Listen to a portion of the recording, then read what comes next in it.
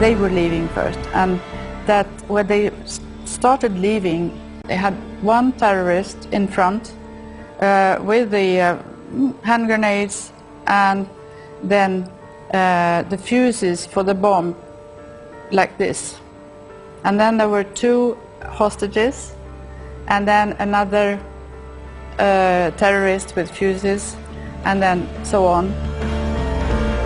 After an agonizing hour in the stairwells of the AIA building, the terrorists and hostages emerge in a close-knit formation and board a waiting bus. Police snipers positioned around the bus are frustrated. They cannot take out their targets. The hostages actually are cover for them. If you act against us, you will die. Right from the first moment they took that to the last moment. You may have taken shot at one or two, but the others are still with the balance of the hostage. So they were very clever. They were very cunning. Only 20 people board the bus, 5 terrorists and 15 hostages. 29 hostages are forced to stay on level 9 of the AIA building, which authorities now believe has been booby-trapped. I was absolutely convinced, sure, that they had placed bombs in the Swedish embassy or in the American consulate someplace. So at that moment, I panicked. The Malaysian Army immediately dispatches their bomb disposal unit specialist, Lieutenant Jamil, to level 9. Kita masuk dulu bersama-sama dengan pihak security kedutaan Amerika lah, Marine-nya, dan kami masuk.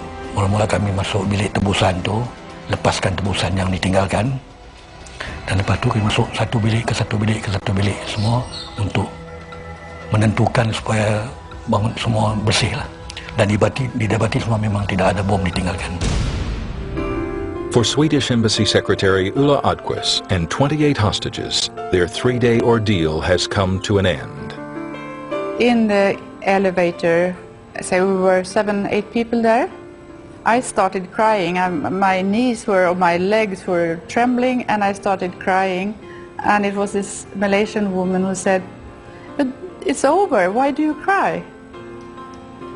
And I said, "But that's why I'm crying." For 15 other hostages, their ordeal continued at Subang International Airport. Both the terrorists and hostages board the DC-8 aircraft that had flown in the night before with 5 Japanese prisoners. At the Operations Center, Chief Negotiator Ghazali Shafi'i negotiates frantically to urge the leader of the Japanese Red Army to release the rest of the hostages.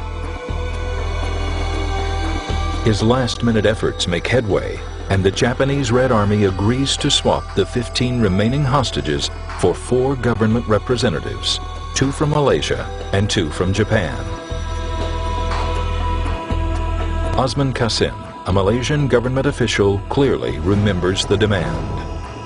When the demand was made known to us, that they wanted to have 2 Malaysian hostages to accompany them on the flight out of Kuala Lumpur.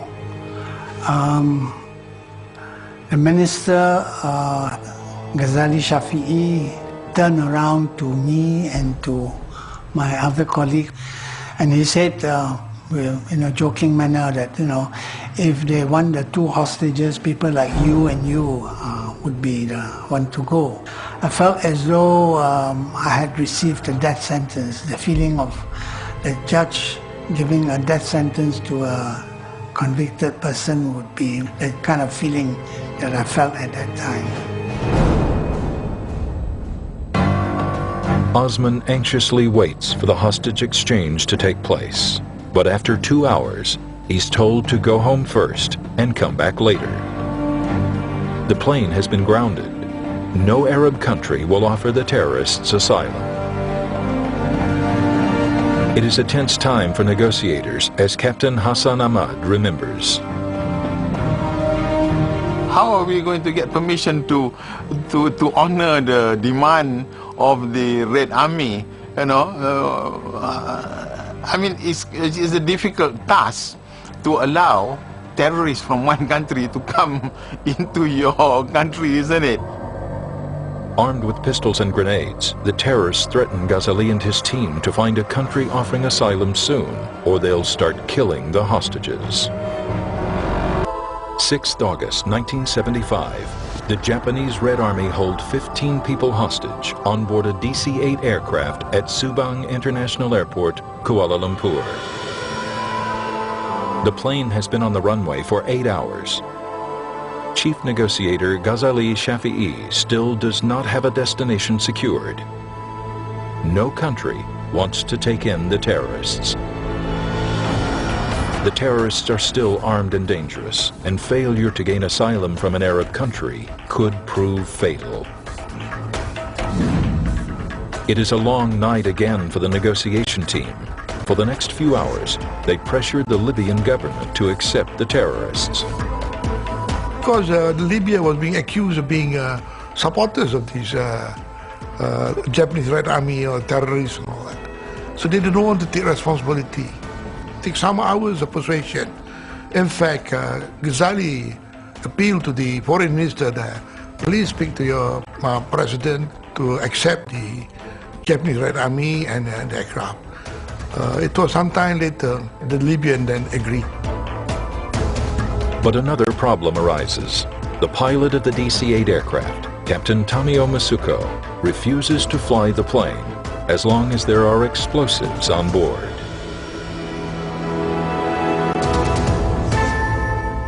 We managed to get the Japanese Red Army to agree to offload the explosive. And indeed, but they want to do it themselves. Finally, Malaysian authority asked, please leave the explosive because you are safely going out from our territory. But we don't want to show which bomb we have. But if you give us a place, we will make explode it. No need to carry in an airplane. Malaysia's army immediately orders bomb disposal expert Lieutenant Jamil and his assistant to help with the detonation.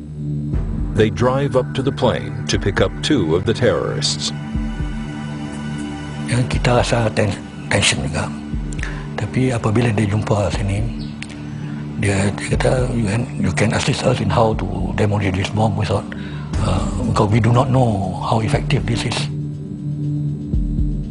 Taking the bombs to an open area about 500 meters from the plane, Jamil notices that the bombs have no switches to trigger an explosion. Tetapi yang aneh saya perhatikan tidak ada switch mechanism lah dalam bahasa kita kata, iaitu peralatan untuk nak meledakkan bom ni. Ada by remote control ke, delay ke, by tindakan tarik ke, tekan ke, kan. Bermakna bom ini hanya akan diletupkan apabila mereka sambungkan wire. Mereka sendiri akan meletuplah kalau switch on wire ni. In a shocking revelation, the terrorists are suicide bombers. Dia tunjuk pada saya bom ini dan dia kata, sebelumnya dia kata, this is going to be the best show for the crowd. The explosion is powerful enough to cause major damage to an airplane. The Japanese Red Army members don't want any evidence that can later incriminate them if they are ever caught. Saya dan Sarjan Lakarya kutiplah sprinter tu balik. Kan, kutip, tengok balik apa semua. Tetapi setelah sambil kami kutip tu, salah seorang daripada Japanese ini minta kami berhenti. Dia orang nak kutip. Dia orang kutip, dia masukkan dalam beg kertas dia orang balik dan dia sempat kata kepada saya, dia kata, this one we cannot give you because this can be used as evidence against us later. Despite detonating the explosives, Japan Airlines captain Tamio Masuko still refuses to fly the plane.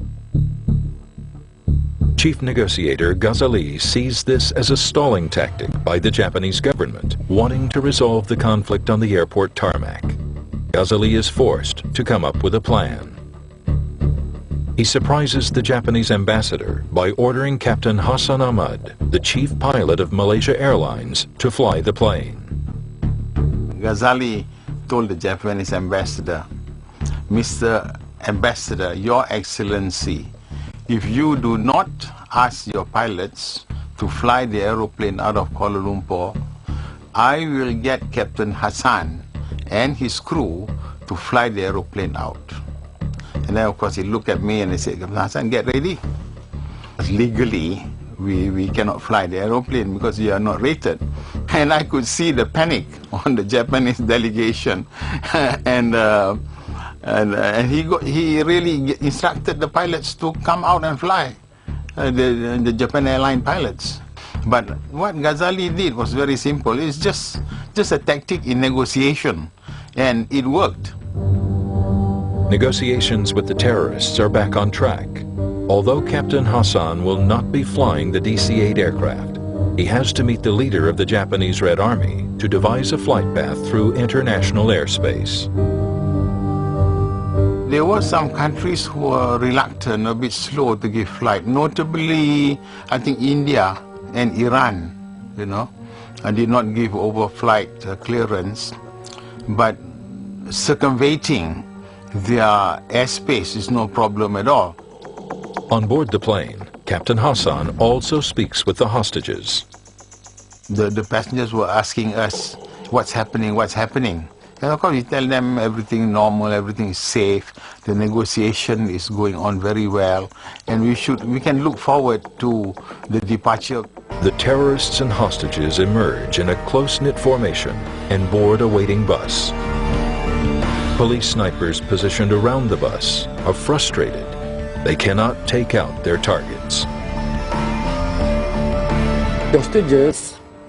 And then there were 2 hostages, and then another terrorist with fuses, and then so on. After an agonizing hour in the stairwells of the AIA building, Actually a cover for them. If you act against us, it's per die. Right from the first moment they took that to the last moment. You may have taken shot at 1 or 2, but the others are still with the balance of the hostage. So they were very clever. They were very cunning. only 20 people board the bus, 5 terrorists and 15 hostages. 29 hostages are forced to stay on level 9 of the AIA building. They were leaving first, and that when they started leaving, they had 1 terrorist in front with the hand grenades and then the fuses for the bomb, like this.